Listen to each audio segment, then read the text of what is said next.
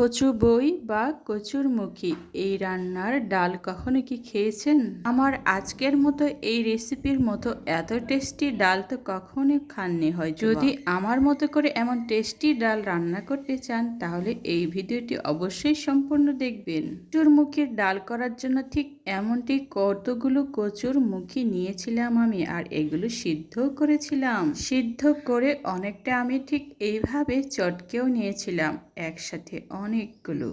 আমার রান্না করতে যেটুকু প্রয়োজন ঠিক ততটুকুই আমি চটকে নিয়েছিলাম। খুব নরম হয়েছিল সিদ্ধ হওয়ার পর, আর চটকাটাও এতটাই সহজ হয়েছিল। কচুরমুখী ডালের সাথে আজকে আমি এতগুলো রুই মাছও অ্যাড করব, যাতে আমার ডালটা খুব টেস্টি হয়। এখন হচ্ছে আমার রান্না করার পালা। রান্না করার জন্য আমি কড়াইটা ভালো করে ধুয়ে পরিষ্কার করে চুলোর উপর রেখে দিয়েছি। কড়াইয়ের পানি আস্তে আস্তে শুকিয়ে যাচ্ছে। তারপর কড়াইটা গরম হলে আমি আমার প্রয়োজন মতো তেলটা দিয়ে দিব গরম কড়াইতে। আসলে কড়াইটা গরম না হলে হয় কি, তাহলে রান্নার পূর্বে যে পেঁয়াজগুলো আমরা ভেজে থাকি ওই পেঁয়াজটা ভাজতে অনেকটাই সময় লেগে যায়। রান্নার পূর্ব প্রস্তুতি যদি খুব সুন্দর এবং গোছানো থাকে তাহলে রান্না করতেও সুবিধে, আর কম সময়ে রান্নাটাও হয়ে যায়। এই গরমের মধ্যে অবশ্যই চুলার পরে খুব একটা দাঁড়িয়ে থাকতে ইচ্ছে করে না, যার কারণে রান্নার পূর্বে সবগুলো আমার ইনগ্রেডিয়েন্টসগুলো আমি সবসময় গুছিয়ে নিই। চটপট করে কারনা রান্না করতে ইচ্ছে করে, আমারও তো ইচ্ছে করে, যার কারণে সব কিছু রেডি হওয়ার পর আমি মাছটাও হলুদ আর লবণ দিয়ে রেখে দিয়েছিলাম। এখন তেল গরম হওয়াতে আমি এগুলো ছেড়ে দিচ্ছি তেলের মধ্যে। আজকে রান্না করার সম্পূর্ণ প্রস্তুতি আমি খুব আগে সুন্দর করে গুছিয়ে নিয়েছি। অনেকে হয়তো মনে করতে পারেন যে কচুর ডালে আবার মাছ কেন? আসলে মাছটা দিলে হয় কি, মুখের টেস্টটা একটু অন্যরকম লাগে, ডালের টেস্টটাও দ্বিগুণভাবে বেড়ে যায়। আর এই দ্বিগুণভাবে বাড়ানোর পদ্ধতির কারণে আমি আমার মাছগুলো ভালো করে ভেজে নিচ্ছি, আর এই ভাজা মাছগুলো আমি এই কচুর ডালে দিয়ে দিব। অনেকে আমাকে জিজ্ঞেস করে কচুমুখেরও ডাল হয়? আসলে তারা তো রান্না করতে জানেই না, কেমন করে জিজ্ঞেস না করবে? আরে বাবা, আমি সত্যি কথা বলছি, কচুরের রান্নার ডাল হয়। আজকের কচুর রান্নার ডালটা আমি আমার বন্ধুদের সাথে শেয়ার করব খুব সুন্দরভাবে, যাতে আমার প্রিয় বন্ধুরাও নিজে রান্না করে এই রান্নাটি করতে পারে সহজে।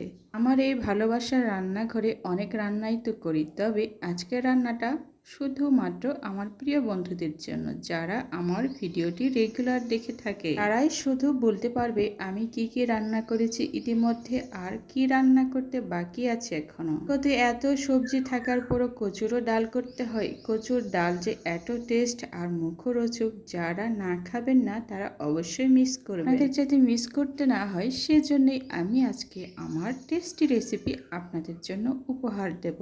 মাছগুলো আমি বড় বড় পিস না রেখে ছোট ছোট করে পিস করে রেখে দিয়েছি, যাতে করে আমার ডালের সাথে খুব সহজে মিশে যায় আর গোটা গোটাও থেকে যায়। এটা ছিল রুই মাছ। আমি খুব একটা মাছ নেইনি, মাছ নিয়েছি 3 টুকরো, বড় বড় পিস ছিল, আর সেগুলো আমি দুভাগ করে কেটে নিয়েছি। মাছ মাংস সবকিছু খেতে ভালো লাগে না, মাঝে মধ্যে একটু ভিন্ন আইটেমের, ভিন্ন পদ্ধতির, ভিন্ন টেস্ট নিতে ইচ্ছে করে। সব সময় যদি একই সবজি, একই পদের, একই আইটেমের খেয়ে থাকি না, তাহলে মুখের টেস্টটাও নষ্ট হয়ে যায়। মুখের টেস্ট ধরে রাখার জন্য আমরা সব সময় ট্রাই করে বিভিন্ন সবজি, বিভিন্ন টেস্টি অবশ্যই টেস্ট গ্রহণ করি। এগুলো ভালো করে ভাজা ভাজা করে নেওয়ার চেষ্টা করছি। খুব একটা ভাজা না হলেও দেখতে কেমন দেখা যায়, বেশি ভাজলে তো আবার টেস্টও নষ্ট হয়ে যায়। তাই আমি কি করি, সব সময় যখন মাছ ভাজি করি তখন চুলোর পাশে দাঁড়িয়ে থাকার সবসময় চেষ্টা করি, আর এটা হচ্ছে আমার দায়িত্ব আর কর্তব্য। আমি আমার কাজটি সবসময় সঠিকভাবে, সঠিক নিয়মে পালন করার চেষ্টা করি, আমি আমার পরিবারের জন্য। পরিবারের সকল স্বাস্থ্যের সবকিছু নিরাপদ কিন্তু আসে রান্নাঘর থেকে। রান্নাঘরের রান্না যদি সব থেকে মুখরোচক আর খুবই ভালো হয়, স্বাস্থ্যকর হয়, তাহলে পরিবারের সদস্যদের স্বাস্থ্য সবসময় ঠিক থাকবে। ভাজাতে আমি সবসময় হালকা গুঁড়ো মরিচ দিয়ে থাকি, আর বেশি পরিমাণে গুঁড়ো মরিচ দিলে হয় কি, তেলের কালারটা খুব নষ্ট হয়ে যায়। যাতে করে নষ্ট না হয়ে যায় সেই কারণে আমি কি করি, হালকা হলুদ গুঁড়ো আর হালকা মরিচ গুঁড়ো আর ভালো করে লবণ মাখিয়ে মাছটা ভেজে থাকি। পেঁয়াজটাও আমি ছেড়ে দিয়েছি। পেঁয়াজটা ভাজা ভাজা হলে তারপর আমি বাকি মশলাগুলো দিয়ে দিব। রান্নার আইটেম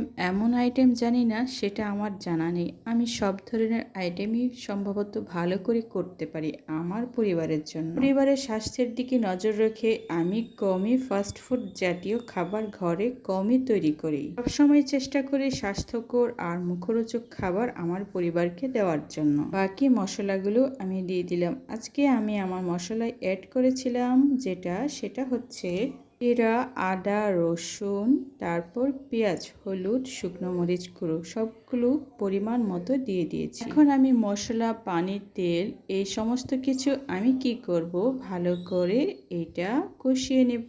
রান্নার পূর্বে মশলা সবসময় ভালো করে কষিয়ে নেওয়া প্রয়োজন, তাহলে তরকারির টেস্টটা কিন্তু খুবই অন্যরকম হয়। তরকারির টেস্ট শুরু হয় ঠিক দ্বিতীয় ধাপ এখান থেকে, খুব মজা করে।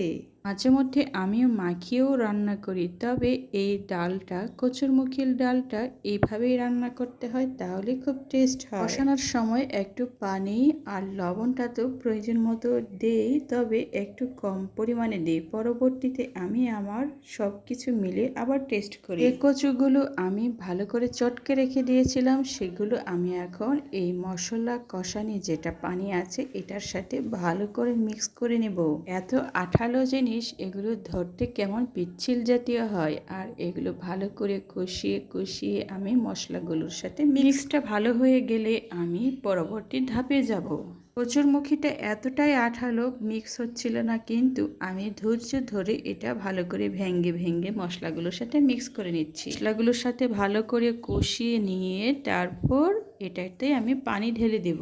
পানি ঢালার পূর্বে অবশ্যই এটা যাতে মিক্স হয় সেটা অবশ্যই খেয়াল রাখতে হবে। একটা বিষয়ে খেয়াল রাখতে হবে, সেটা হলো নিচের দিকে কোনো মতেই যাতে লেগে না যায়। ভালো করে কষানো হয়ে গেলে আমি আমার প্রয়োজন মতো পানিও দিব, আর সেটা অবশ্যই কুসুম গরম পানি হলে বেশি ভালো হয়। আমার কচুরমুখিটা সিদ্ধ জিনিস, সেই কারণে আমি সবসময় কুসুম গরম পানিটা দেওয়ার চেষ্টা করব।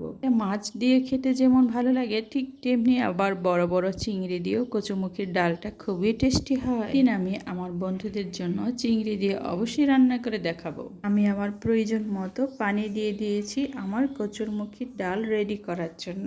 আমি আরেকটা জিনিস করব আজকে, আমি আমার কচুরমুখির ডালে মাছ যেমন দিয়ে দিয়েছি, তারপর আরেকটা জিনিস আমার খেয়াল করতে হবে, সেটা হচ্ছে আমি আমার ডালটা কতটুকু কিভাবে রাখবো সেটা সবসময় খেয়াল করব।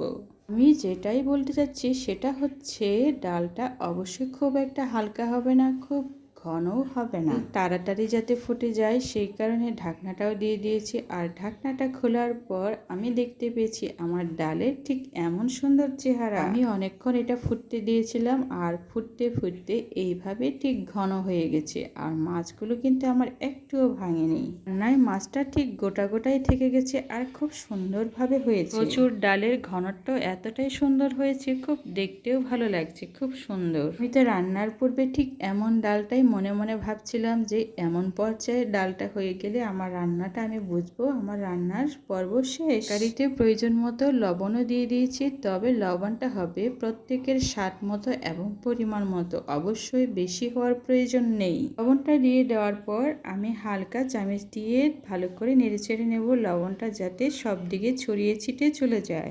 মজার রান্না পেতে অবশ্যই আমার চ্যানেলটাকে আপনি সাবস্ক্রাইব করে রাখতে পারেন। আপনার টাইমলাইনে সাবস্ক্রাইব করে রাখলে হয় কি, আমার ভিডিওগুলো আপনার টাইমলাইনে চলে যাবে আর আপনি এমন সুন্দর সুন্দর রান্নার ভিডিও দেখতে পারবেন। আজকে আমার রান্নার শেষ পূর্ব মুহূর্ত পর্যন্ত রোজ এসে বলছিল, মামা তোমার রান্না কি শেষ হয়েছে? এত মজাদার রান্না, সুন্দর রান্না দেখে আমার তো খুব খেতে ইচ্ছে করছে, খুব মজা হয়েছে তোমার রান্না মা। সরাসরি প্লেটে ভাত নিয়ে এসে হাজির, আর কতক্ষণে আমি ওকে দিব সেই অপেক্ষায় আছে। লবণটা দিয়ে দেওয়ার পর আমি খুব হালকা আছে চুলের উপর বসিয়ে রেখেছিলাম আমার এই কচুরমুখির ডালটা।